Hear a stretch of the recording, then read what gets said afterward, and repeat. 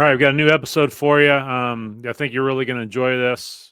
Jess Settles, former Hawkeye, but he is an ESPN Plus analyst. He's one of our favorite analysts when it comes to watching college basketball and the Cyclones on ESPN Plus. He's done a really good job. And unfortunately, we had a little bit of an audio issue that we were dealing with, and we could not figure out how to get rid of it. We tried to restart it several times, and so we apologize ahead of time if you might hear a little echo and things, but we tried to get it fixed, and we didn't want to waste more of Jess's time, so we just went ahead and did it, and we didn't want to not post it because we thought it was really good. Jess has some good insight. So is that about sum it up, Thomas?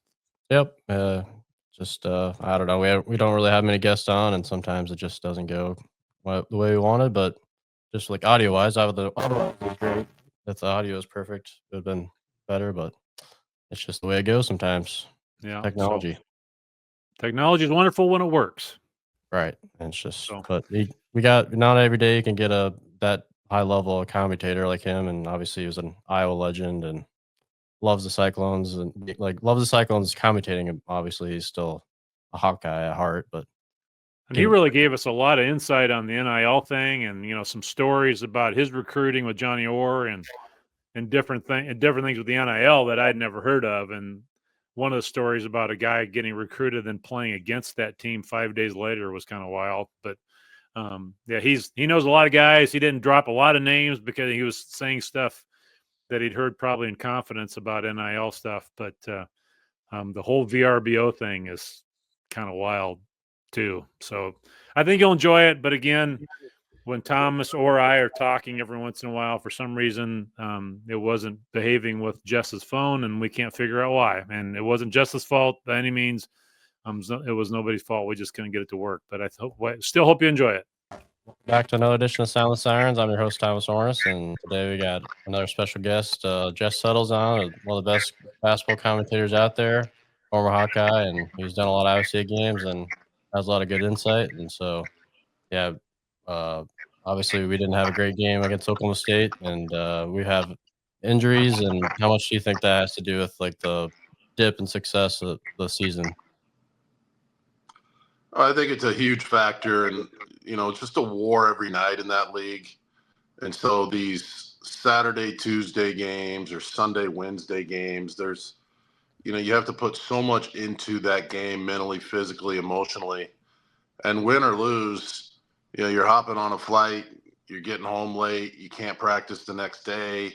You obviously can't go super hard the day before the game. And then you have walkthroughs the day of another, season-defining opportunity. And then you throw in, a couple ankle sprains, some illnesses, maybe some suspensions. And it's why the regular season championships are so hard to get, because you have to stay healthy. You have to get lucky. The Arizona half-court shot altered the entire regular season for this team. They still have great opportunities ahead of them. They'll be fine if they get healthy, but there's no way each and every night you can play well if you're banged up, regardless of what coaches say, players say. It just can't happen in this league where there aren't many nights off. Do you think any of it had to do with, maybe the hype got a hold of us a little bit? I mean, because after the Auburn game, everybody was talking about Iowa State was, Final Four team and everything. Do you think any of that got into the kids' heads a little bit? I don't think so. I think TJ commented on it a month ago and just said maybe they're carrying that weight, but they've had so much success, this unit. They've got guys who have won championships before. Everybody understands the hype. It's not like on social media they haven't been lifted up and praised and cheered for a few years. I don't really think so. It's just that you have such elite competition. You're playing against pros. And there's a fine line between winning and losing, and it can snowball quickly. And you got to have Gilbert's the one who is reckless.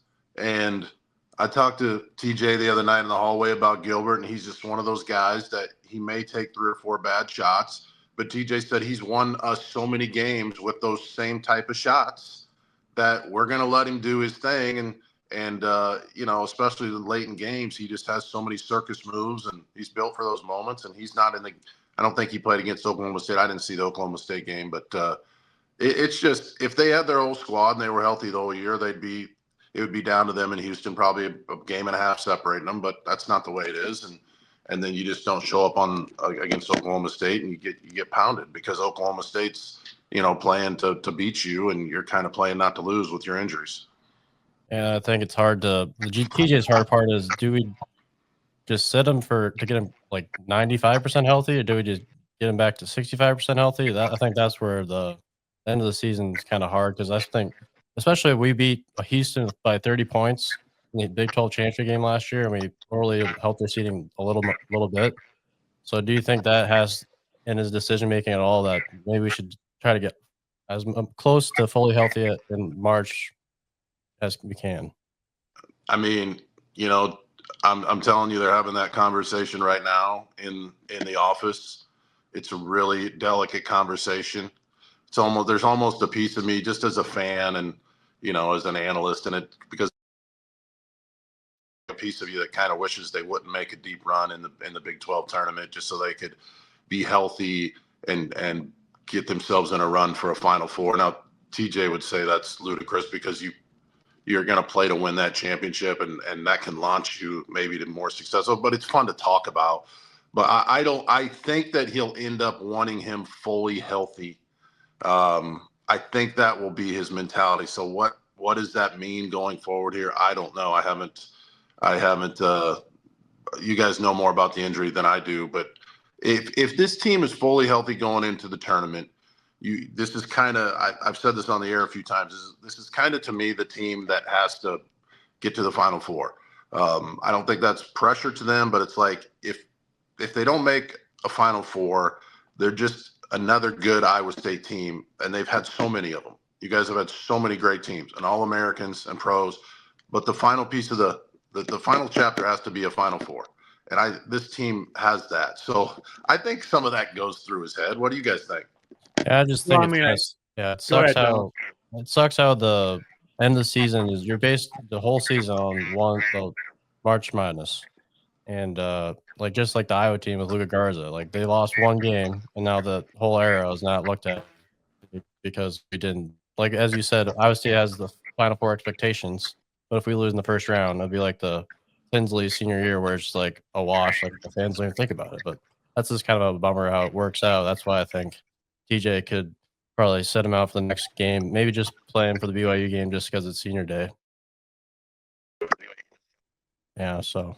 Yeah, I don't know either. I mean, I don't know what the answer is either. I mean, we obviously need to be fully at full strength to be able to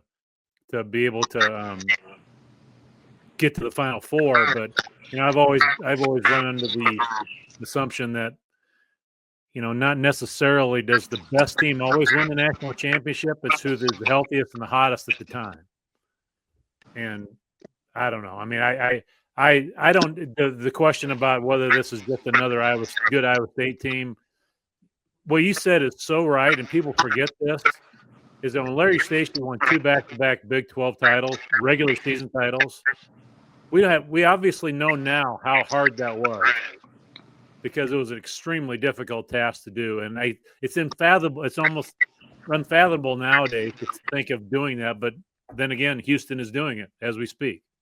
Yeah, so I know TJ wanted this regular season championship really bad. Kyle Green and the guys, I mean, they wanted this regular season. They feel like they're the best team, right? So Houston and Iowa State are right there together. So there are times during a season when the goals change, and the shot at Arizona, for all of us who played, there are sometimes plays like that break you mentally and compound. That was one of those plays. So you have the awesome comeback against Arizona State. You obviously deserve to win the game at Arizona. You've got the game won, and you win that game on the road, and in your mind you've won it. You got Jefferson at the free throw line to ice it, and then you give up a half court shot, and then that lingers for a week, and then you throw in an injury, and then everything changes. So the goals change, and now it's just about getting healthy. the regular season championship is out of reach. It's about getting healthy. It's about getting prepared in my view, it's getting prepared for the big dance. And the guys know what they signed up for, and that's the pressure that they carry, and that's what they will embrace, and they're built for that. They're not going to get upset in the first round if they're healthy. So then TJ's got to say, what does this, Big 12 tournament mean to us? And it's a different strategy now if the guys aren't quite healthy. That's what's tough about coaching. It's one side, you always play to win, you put your best foot forward, but we know this team is here to go to a Final Four, and that's why it's gonna be a fascinating team to watch. I mean, it's because of the injuries, they're gonna start falling, unfortunately, and it puts them in a more precarious situation, and yet everybody around the country knows that a healthy Iowa State team is a handful. So I agree with everything you said, and I think we should be focusing on getting to the dance. I mean, because that's what everybody judges the season on, right? I mean, if you get to we keep talking about the Sweet 16s TJ's gone to, and most Iowa State fans cannot name, what place we finished in the Big 12 in the past 3 years. So there's two schools of thought. I was a high school coach for 10 years, and so I've been beat on last second shots. I remember we were playing Waverly Shell Rock when Clayton Vetty was playing, and we were up 2 with 3 seconds to go, and a kid throws in a Hail Mary 3 and wins the game. And so I've been there personally, but there's 2 schools of thought that I've got, and I was wondering what your opinion is that getting healthy for the NCAA tournament obviously is very important, but we're 3 games left in the regular season. Are you running the risk of them not being in a groove as a group by not having everybody together at the same time? Let's say Keyshawn comes out and plays against Arizona Saturday, and he's not 100%. Are you running the risk of, just limping into the NCAA tournament with somebody that's hurt, or do you want them to be healthy, but on the other side, you want them to be able to, you can't just all of a sudden start playing together again and go back to where you were when you played, against Auburn or whatever. You follow me? I mean, I'm wondering if we're going to lose a little cohesion because we've had so many different lineup changes over the last 4 weeks. I think most coaching staffs and most teams would be concerned about that. I don't think these guys are. I think Lipsy and Jones and Keyshawn and the guys have played so many games together. I mean, Jones doesn't even care if he comes off the bench. I mean, it's so unbelievable. Unselfish, right? He starts, he'll give you 25. He comes off the bench, he'll give you 21. I don't think that matters. I think it's 99% about health. And yet, as a staff, how hurt is the guy? Can I make it worse? Should we fight through this for the sake of the team, for seeding? You guys have won so many Big 12 tournament championships. They're just something that you get juiced up about in that locker room, about going and conquering that tournament. So these are, you've coached and I've coached. These are really, really tough decisions because you want to take what's right in front of you. I just feel like this is, TJ is going to get this team eventually to a Final Four if the college basketball world doesn't explode and, guys stay healthy. It'll eventually happen, and I think. But, man, these guards are so dynamic, and Lipsy's just 1 in a million because he's local and he's going to stay, and they defend.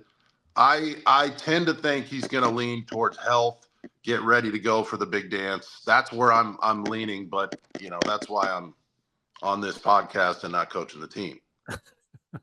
Right. But yeah, so what do you think the keys to Iowa State just getting back to get some momentum going? I think we're just stalling so much on offense. We turn the ball over when we're used to hurting other people over. I think that's very debilitating in our minds. And do you think it just we have to pick up on defense for offense to start going too?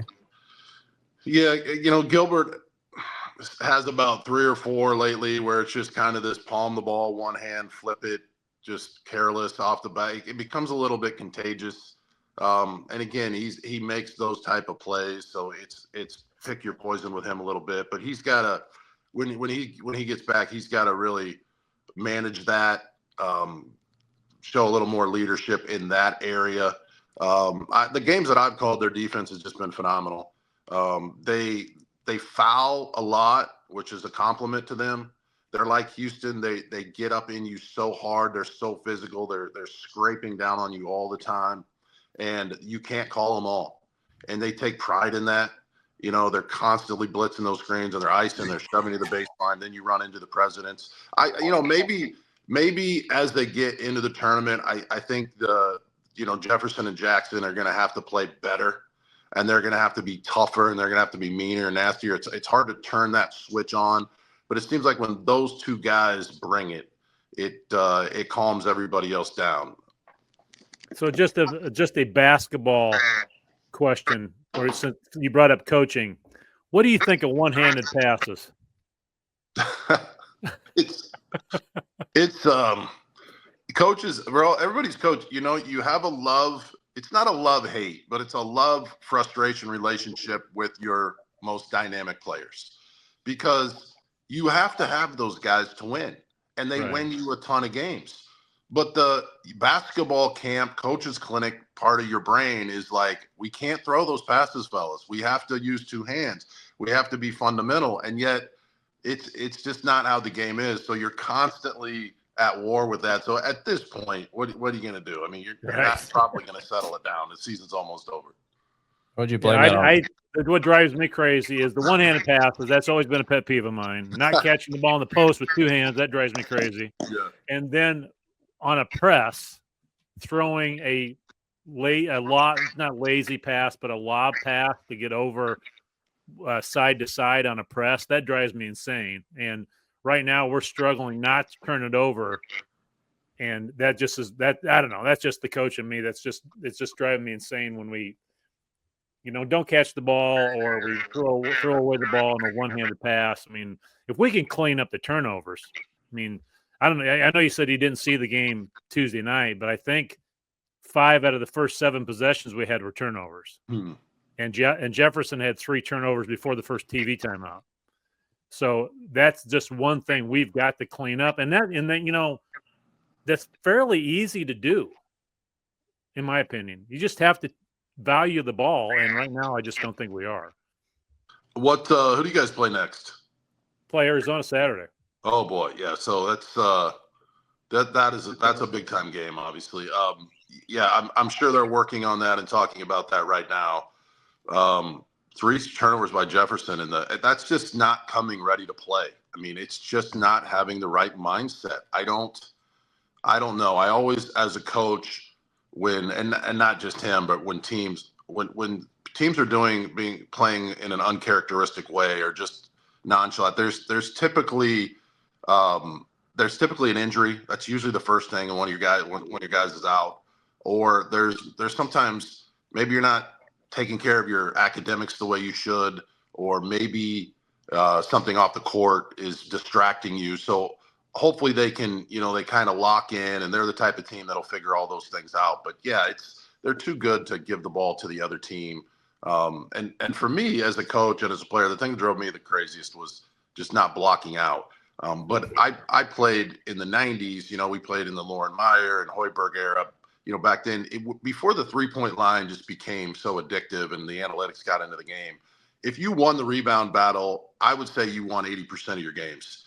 And when you got in the tournament, if you won the rebound, you had a chance to go to the Final Four. But that's changed now, because you can win the rebound battle now and somebody will hit 12 threes on you and you lose. So it's a little different, but that's what used to drive me crazy. And I still see it today. It's some of the coaches put the hit and get technique in, where you kind of jam a guy with your forearm in the chest, and then you hit, and then you go get it. You hit it and release, and then you jump up to the rim. For most teams, that doesn't work, and most guys still have to sit on a thigh and plant a guy, especially in the first couple minutes of the game. And most of these kids don't want to do it, and I think some of the coaches have given up on it. It's just so that's we all have our pet peeves, but I think they'll get this under control if they can get healthy and get back to their winning ways. Yeah, something I've noticed with like my generation, I'm 27 and below. I went through the AAU era, and something I've noticed is like the entry passes. Like people don't know how to do entry pass. Like throwing from the top of the key and just throwing it out of bounds. I can't tell you how many times I've seen that where they just overthrow it and it just goes out of bounds. How much do you think with the Jefferson and Jackson, they don't really get as much post touches as they should? I feel like, because do you think that has a part of it that our generation really doesn't really respect the post as much? It's kind of coming back into the game that now that college players are older, like bigger posts like Jackson or like big beefy guys. Do you think like that's a big part of why we don't get a lot of great post players in college basketball anymore? Yeah, that's interesting, right? It's the travel basketball, the AAU it's high octane. You're exactly right. I mean, it's guys just flying up and down the court, defense optional a lot of times, the 3-point shooting. And so, yeah, there's not a point of emphasis on letting the post touch it. And that being said, if Jefferson's going to turn the ball over 3 times in the first 5 minutes, it kind of scars you as a guard. But I think those 2 guys are the key.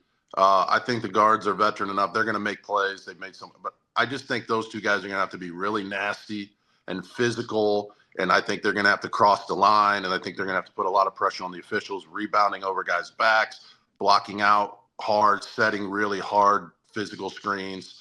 I think if they bring that level of toughness, because it seems like since they played Auburn and Maui and they had them beat, it seems like Auburn and the SEC teams have kind of taken the next step. It just seems like, and that happens over the course of a season. They just have surged. Duke has taken the next step. And, the Big 12 teams, again, it's just a gauntlet. And what do they have? This 20-game season, and they just beat each other up, and the schedule makes it tough. I think those 2 guys are going to just have to match the physicality of the rest of the country as they get into the Sweet 16. They're not going to have a problem in the first couple rounds if they get the right draws. But those 2 guys, I hope, are taking care of their bodies, getting rest, staying in the weight room, and staying hungry, because they're going to be the key to me.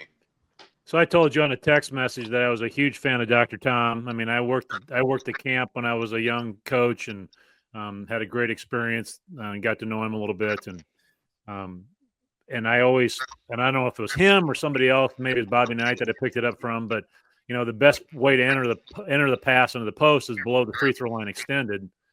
I mean, it seems like a lot of these passes that we're turning over are coming from above the free throw line. And like Thomas said, trying to lob it from the top of the key to the low post.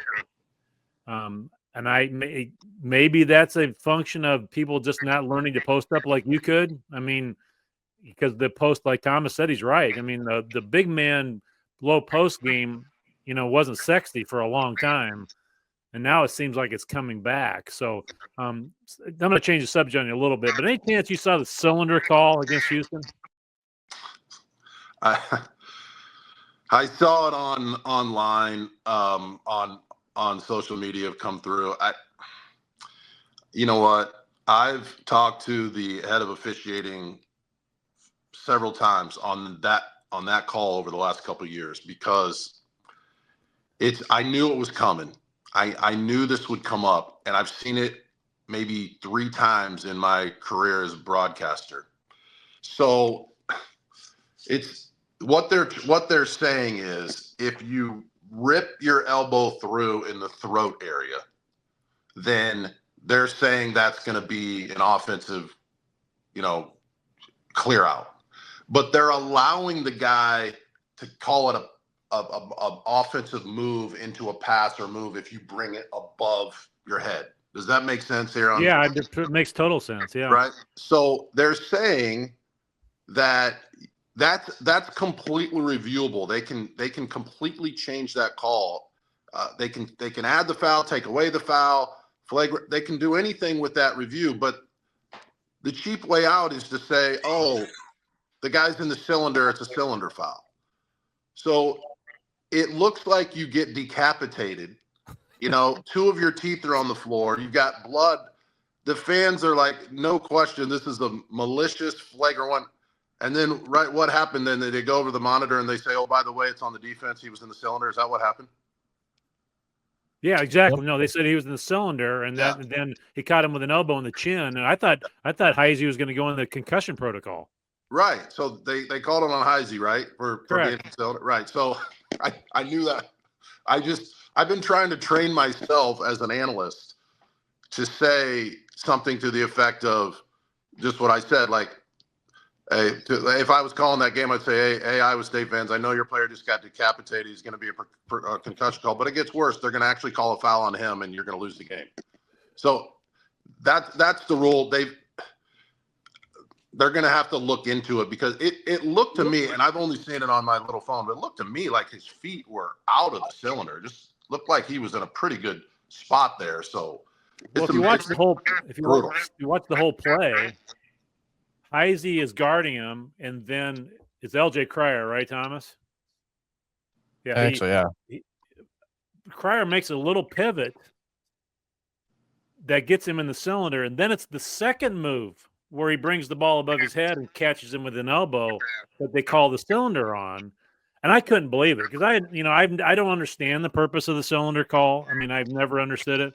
But when he had already made it, so supposedly the rule says you have to be able to make a basketball move. Right. He already made one, and Heisey didn't move. So I don't know why. Jay Billis had a great call on it. He goes, if Heisey's in the cylinder, you're in the cylinder all the time. Exactly. And basically, officials are saying if somebody's in the cylinder, take their head off, and that's okay. I don't think the officials like the rule. They go over there. I think the handful of times I've seen it, it's 100% called the way it was against Iowa State. They go over and then they say a guy's in the cylinder. Now it's interesting because it's basically ruined the press that we used to play under Dr. Tom Nichols. Because when you enter the ball on the full court press, we used to, I was on the ball, and then my initial reaction was to get to the corner to trap. And we would trap, and the only way to trap is to be in the cylinder.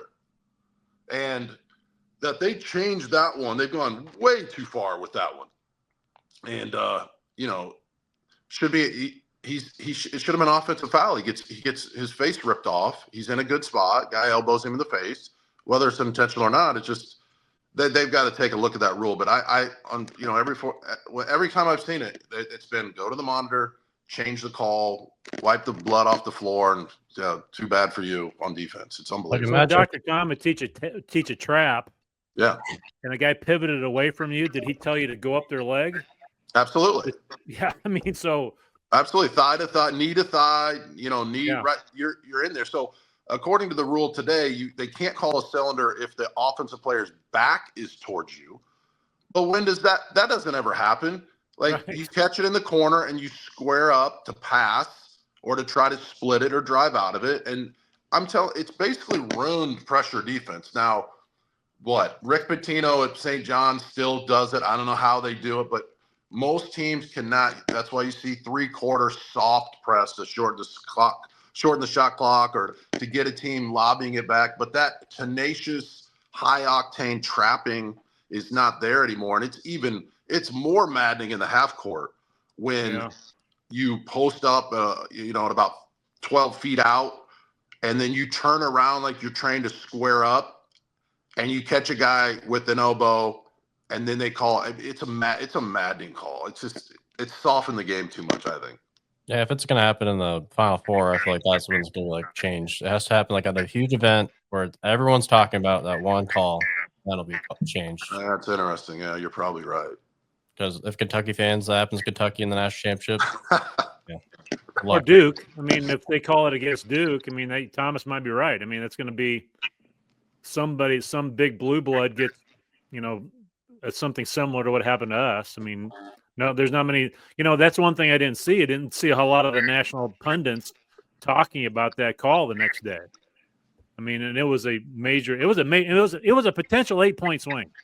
Oh wow! Because we should have been shooting 2 free throws and having the ball, so we could have gone a positive direction of potentially 5. Instead, Cryer hits a 3, and it swings the other direction to Houston. So anyway, I'm sorry. I saw the call on Josh Dix the other night for Iowa at Illinois. The same thing.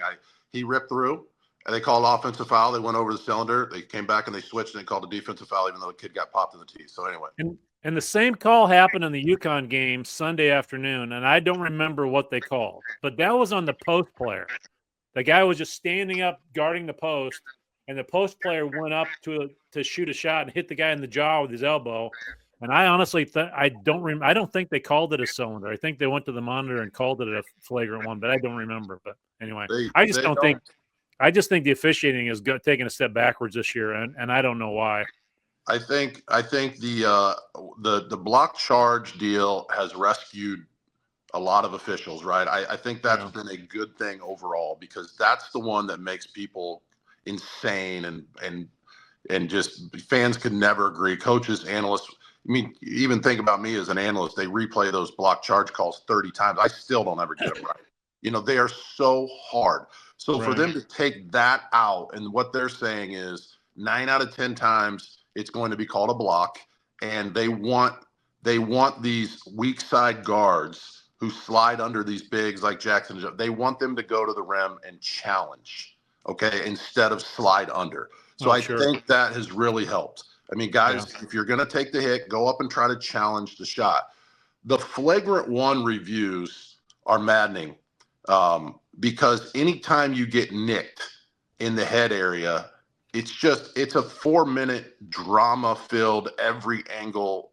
I said on the air the other night, like, I wish they would change the terminology, because when I hear the word flagrant, I hear assault and intentional and tried to hurt, and just all these, blood pressure raising things you think of when flagrant. So literally a flagrant one, if is not making a play on the ball, or even, on a fast break, you reach out to try to steal it from Lipsy or something, and your fingernail catches his jersey, and so you snag his jersey. Well, that's called a flagrant one. Now, is that flagrant when your fingernail catches a guy's jersey?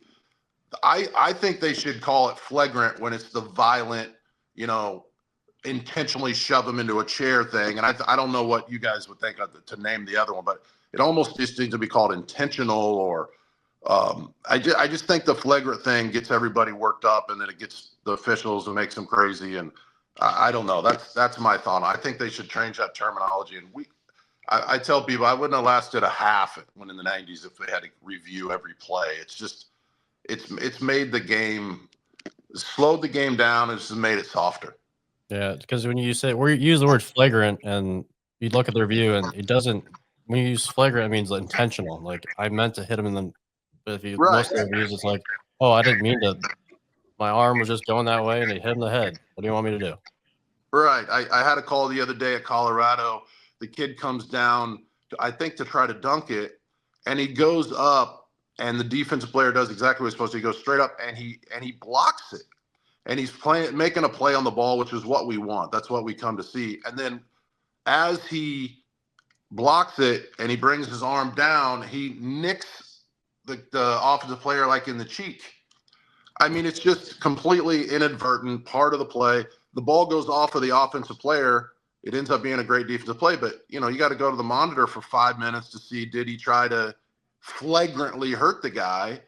And then it just takes all the momentum away from the game, and then it ends all the timeout strategies at the end of the game, because then you get a rest and you get to drop plays. And I think, number one, change the terminology.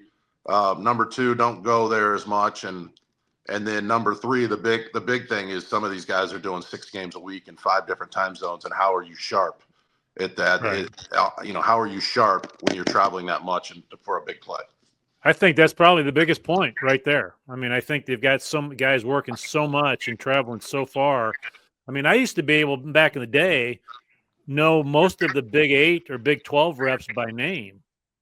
And now I struggle. I mean, Kip Kissinger and some of these other guys that are famous, and, Higgins is now the, supervisor, but Jim Bain, him and Johnny Orr had no time for each other. And do you remember that really tall ref? He just retired. He was probably 6'6". He was always smiling. He always looked like he was having fun, regardless of the game. We had him in Hilton all the time. I cannot remember his name, but he was one of my favorites. But speaking of the 90s and when you were playing, I know you get a lot of crap from playing so long for the Hawkeyes. But nowadays, that would be probably a little normal, wouldn't it? I mean, getting the years that you had at Iowa versus some of the way these guys are playing for 8 years or whatever the kid at Houston is playing right now. Yeah, it's hard to even process it, isn't it? It's just, number one, I should have never been allowed 6 years. That's ridiculous. It was Danny Earl at Penn State, and it was Evan Eschmeyer, my buddy from Northwestern. We were the original 6-year players. And it was totally based upon catastrophic injuries, chronic injuries. I mean, if I remember correctly, it's been a long time now. I mean, just the paperwork we had to fill out, the medical assessments we had to go through. But it was ridiculous because there's no way that me at 25 years old should be playing against an 18-year-old freshman. And again, they did it for the injuries, but who cares? You should get, the bottom line is you should get 4 years and then you should be out. And they should not have red shirts and they should not have extra years and COVID years and all these things. It's so out of control and it's not a level playing field at all, especially in the sports of physicality like wrestling and football and those type of things where by the time you're 24 or 25, I mean, you're a man and you're not when you're coming in to college. So yeah, it was always, the three of us were so injured that it wasn't like, I'm out there the same person. So it didn't impact the game being injured, but had I been healthy, it would have been ugly because you're just so much stronger and experienced. So I don't know where this is going. I guess the compromise coming is you get 5 years and that's it, from the time that you leave high school. But then that being said, I believe I just read where now it's in the courts where you can go to junior college and those 2 years don't even count. And now you can come. So who's in charge? Like, this is absolutely ridiculous. You want to go see, this is a 4-year deal. It should be 4 years, and then you should be out. And if you're me and you blow out your back, too bad. That's what you signed up for. That's the way it is. You get 4 years from the time you graduate high school. And now we have, people are like, it's unbelievable. Like, people are talking about how good of a coach so-and-so is and what a program so-and-so has. Well, you have 4 24-year-old men who are supposed to be gone 3 years ago, not a year ago. 3 years ago, and then your NIL is 10 million, and so you're telling me you have a good? No, you don't. You're just taking advantage of the system, which I would too. But where is the leadership? And they must just be so terrified of the courts that just anything goes. And we're probably going to get to the point here where you can transfer it to semester and play right away, and it's a mess, and everybody hates it. And once in a while, you get a team like Iowa State where it kind of seems that it helps you, but it's just a mess. Is there going to be like a trade block? Go ahead, Thomas. Is there going to be like a trade deadline in college sports? Right. You're going to get in front of the courts, right, and you're going to win, and then it's going to be delayed 7 months, and they're going to let so and so play. So yeah, I see it. I don't follow the recruiting. I'm kind of locked into the season. I don't even pay much attention to the portal until right before the season. But like John Tonje, who's starring for Wisconsin, I covered him at Colorado State. Nico Medved has had some fantastic Mountain West teams the last few years. I've been out there a lot. Isaiah Stevens and then Roddy, who's playing those three guys were fantastic. And then Tonje, I think, ended up at Mizzou, and got hurt. I thought he was done. And then, you watch the first couple games of Wisconsin, he's getting them 25 points. And then Caleb Grill is still playing college basketball. Is that correct? Shooting 50% from three. Yeah. I mean, how many years has he been in? Oh my gosh. Hey, Thomas, he's about, how much younger than you is he? He was Steve Prohm's last recruiting class. Yeah. So, and then what was it? Jalen Coleman Lambs? Did he do 9 teams, 8 teams? Yeah, with the Kansas team. There's a Miami football player, and I'm probably exaggerating this and stuff because you read stuff, and not everything you read is true, but it seems like we got some 8, 9-year guys lingering around in certain places. Oh, sure. It's just not fair competition. And of course, so-and-so just broke the all-time leading scoring record at their school. They've been there 6 years. Of course they did. Are we supposed to celebrate that? I mean, I do on the air when I'm an analyst and you hype it and you want what's best for the kids. But when you're sitting around doing these podcasts, you're like, of course you had 3,000 points. You were there for 6 years. Can you imagine in high school, like when you were at Winfield Mountain Union, you had a 21-year-old starting for the other team? No.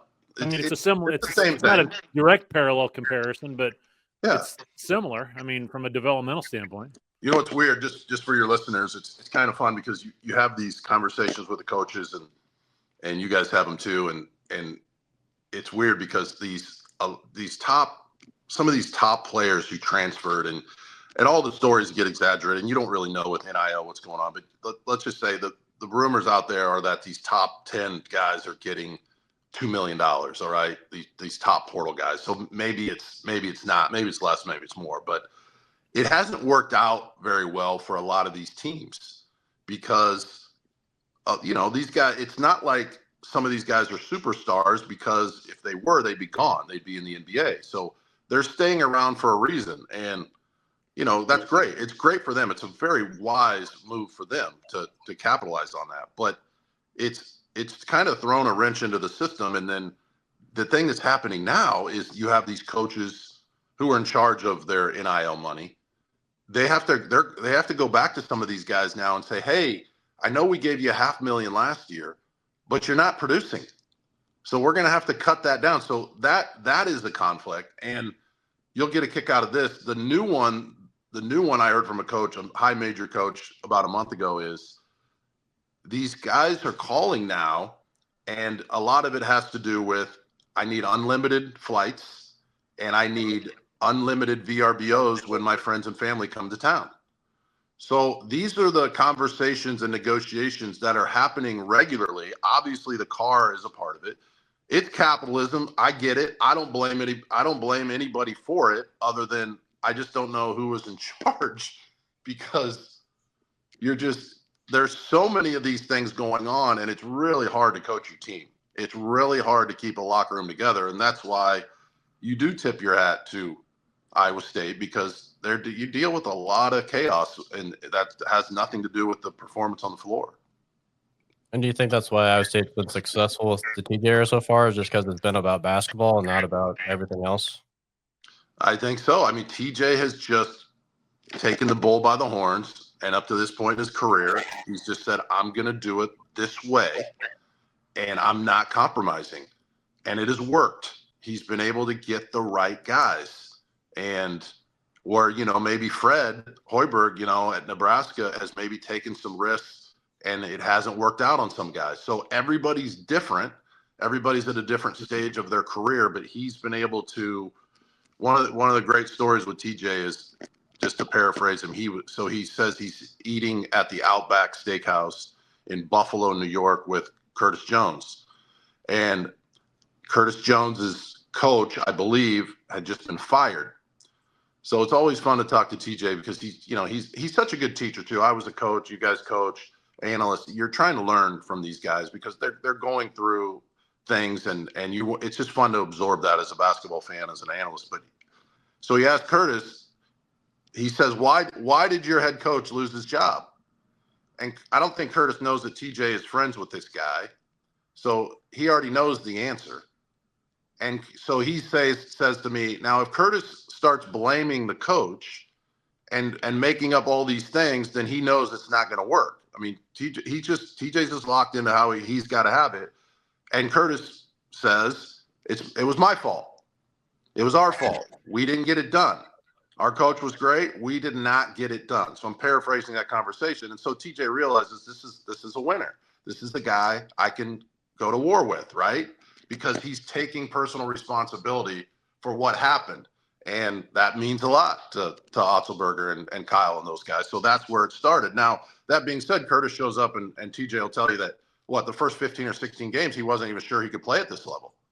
He wasn't sure. And then he had a couple breakout games, got his confidence. But, you've got one coach constantly just thinking about buying a team, and that leads to success. You have some that are just obsessed with the portal. Tad Boyle at Colorado has 4 incoming freshmen, and he said, I'm staying the course. I'm going to recruit freshmen. I'm going to train them. I'm going to pour my life into them on and off the court, and we'll see how it works out. Now, they've got 3 wins this year, and he'll use the portal as well. And then you got Rick Pitino, who just came out and said, we're not even looking at one high school guy, and we probably wouldn't even take a 5-star. So different philosophies end up in different places. And so far, TJ has just been, I just want guys who are all about the basketball. And I'm sure 3 or 4 of those guys turned down portal money from other places. I'm sure they did to stay in AIM. So, man, that's pretty remarkable. I like talking about the finance side of this stuff. And I mean, do you think we're going down the path that if a kid gets hurt like you did, that you're all of a sudden having to pay disability? Yeah, I think so, right? I think they'll become employees, which is where it has to end up, because you have to have some sort of level playing field. I'm surprised that it's not worse. I thought the Zuckerbergs, the Oprah Winfrey, I thought some of those people would come in with tens of millions of dollars for their alma maters and just buy championships. I thought we would be right away seeing teams do that. Now, a lot of teams in the South have a lot more money than teams in the Midwest, is what you hear. And again, this is just us as fans talking. I have no idea, but it seems like Texas Tech has a good NIL. Indiana, I believe, has a really good NIL. But I thought there would be some people come in just swinging a big stick because it's unlimited. But yeah, I think eventually you'll have insurance. You'll be an employee. They'll set a cap, and I think the fans will like it. Then you'll have to sign a 2 or 3 year deal, and then you just can't leave all the time, because that's what seems to be hurting the game more than anything else. You just can't. Lipsy is such a rare deal where you just come in and you get to see him for 4 years. I mean, that's really getting rare. So yeah, it's really fascinating, isn't it? Yeah, it is. Yeah, it's because like what you said about the NIL money just not like overtaking everything. Like Iowa State, the world's gonna be good. Kind of how like the Saudis and like Live Golf, like that type of money just ruled everything. Like that's where like I can see like if just one school just like a team like Creighton, who doesn't have a football school, that could just put all the resources in one place, and they could probably get they're not a powerhouse, but they have all the resources to be one. St. John's is another one. St. John, yeah, and the coaches, the hot coaches. Now, if you want, so for like Indiana, for instance, the 5 guys they call, one of the first questions those coaches are going to say is going to be, well, how much is the NIL budget? Because that's going to be tied to it, because these guys can go anywhere they want, and they're probably really successful where they are. They have a great salary, but they know they can't compete in most cases. So that's the number one question floating out there, and it's fascinating, but it's coming. I don't know that. I don't follow a lot of the off the court stuff, but I think shared revenue of some type is coming. It definitely doesn't mean you can coach or not coach anymore, because if you don't have a good NIL, you're just not going to be able to get it done. And hopefully Iowa State can continue to navigate this, because a lot of schools are against it. That a lot of schools just don't want to put much money into players. Sure, different world than it was when you were playing. That's right. When Brian Pearson from Palmer and you from Winfield Mount Union and Troy Skinner and all of these Iowa kids that stuck around and played at Iowa and did it purely out of loyalty a lot of times. And you can go down the Caitlin Clarks, you can Dallas Clarks, people that grew up wanting to play for the Hawkeyes or the Cyclones or whatever. I mean, the money will corrupt anything, and unfortunately, that's where the world we're in. Yeah, and you play the cards you're dealt, right? I'm very thankful for the era that I grew up in, and he just wasn't. We have so many deep friendships from the past because of that, but there's no question these kids, though, with the amount of money that's being thrown around, they can't turn it down. It's their one shot, and if you're going to get that kind of offer, you have to take it. So I don't blame them on that. I do hate that you can transfer right away, and obviously COVID just wrecked so many things. Mm-hmm. It just made it's just that throw an extra year on that. and then to throw NIL and the portal in the same, it felt like it all came at the same week at the same time. And then half the schools were like, well, okay, you can have a marketing degree with the a marketing deal with a car dealership. And then half the schools were like, we're not even going to do marketing. Let's just give them cash. And then all the other schools are scrambling. And, you think Jamie Pollard probably had a headache for 5 years now. I mean, how do you even, it's just hard to manage it, and you don't want to get your school in trouble. And then what are the rules? And we had one coach out in the Mountain West where they were recruiting a guy, and the NCAA, or he was told that kid could not play until he had to sit the year out, and they needed him. He was a small forward, so he was going to come to their school, and then they gave up on him. And then 5 games later, he gets in the courts, they make him eligible, and then they have to play against him on another team 5 games later. They made him eligible. So it's the coaches right now, they get the big salaries. So we know that, but if you take that out, their families, the schools, they're going through a lot. It's really, it's shifting sand, and it's not fun for most of them. And the blessing of the portal is you can get better really quickly. So there are a handful of teams that you get a couple guys, you're going to roll right away. But for most of them, it's not working out the way they want it to. Yeah, like you said, and you can get old quick too. Yeah, like what if Iowa State doesn't get Isaiah Brockington? I think the TJ era might be. It's not completely different, but I think the first year really matters a lot. You have to spring off something, and TJ really nailed every recruit when he took the job and to fit what he wanted to do, and he hasn't really stopped ever since. But it's like Steve Prohm, right? Steve Prohm is a good coach and a great man, right? So you get two or three guys on your team that don't come through for you for whatever reason, and then Halliburton, his second year, is hurt most of the year, and then he leaves, right? If Halliburton stays 3 years and he's healthy, he's still there. Think of that was so Taylor Horton Tucker played on that team. Yep. And he's the same age as LJ Cryer. Unbelievable. He's been in the NBA for 3 years. I know. If he stays around, and this is what they deal with. So the idea that so-and-so can coach, so-and-so can't coach, this guy only won 4 games that year. There's so much more. It's not, I don't even know how we judge these guys anymore. It's just, you better have a fantastic NIL package. Right. That's what it really is. You better have some guys, because coaching can only take you so far. You want a guy who can get you 15 boards. And that's why, again, this opportunity with this Iowa State team, it's like, man, this is it. This is their time. When they play well, they can beat anybody in the country. Yeah. Yeah. Well, Thomas, you got anything else you want to talk about? No, I'm good.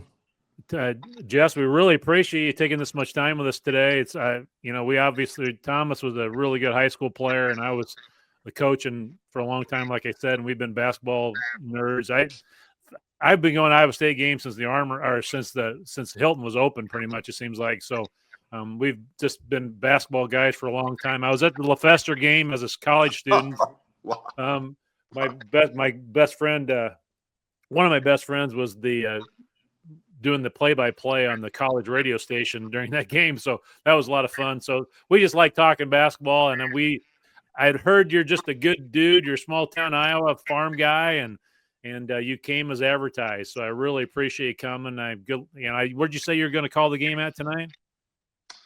I've got a game this weekend, Colorado at Kansas State. So yeah, it'll be fun. All the games are fun to me, but obviously Hilton is a special place, and everybody around the country knows it. It's just remarkable. It's that little corner of the, country, Ames, and the success they've been able to sustain. I mean, you're going back to LeFester and before that, and Hornacek, and then the Hoiberg area, and Willoughby, and Cato, and Pfizer, and Tinsley, and the amount of pros, right? A packed house every night, and the amount of pros and the amount of championships. It's really a special place. I'll leave it with this. I visited there, I think, in '92. Johnny Orr came down to my mom's class at Winfield when I was being recruited by them, and spent a day at the school, or maybe a half a day. And then my mom and I don't know why my dad wasn't there. It must have been the harvest or whatever. But we came up for an unofficial visit and rode around in Johnny's I believe it was a red Cadillac, and Hoiberg was in the front seat with Johnny, and my mom and I were in the back seat. And we thought it was Christmas morning, riding around with those two guys, listen to them just tell jokes and laugh and point out play. It was fantastic. But at the end of the day, I was a Hawkeye, and it was the right decision for me. But it's sure fun to get back in there and call games. It's such a special place. Yeah. So, and anytime when Iowa and Iowa State are both playing well, I mean, it elevates the game of basketball in the state of Iowa, which is what we always like to see. So, we really appreciate you coming, Jess. It was a lot of fun. Hope maybe we can do this again sometime when we get closer to the tournament. I mean, I know you're busy, but it was a lot of fun to talk some hoops with you. Thanks, guys. Appreciate Thank it. you.